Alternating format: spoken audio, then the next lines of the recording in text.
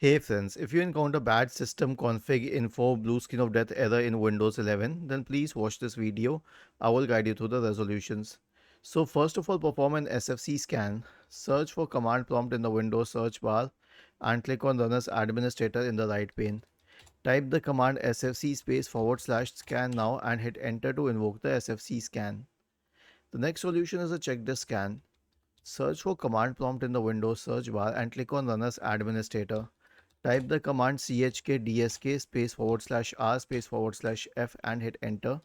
Press Y and hit enter once again. System restore. Search for recovery in the Windows search bar and open recovery. Click on open system restore. Click on next, choose a go to restore point, next, finish, and then finally click on yes to initiate the process. Was this helpful? If yes, then please subscribe to the channel.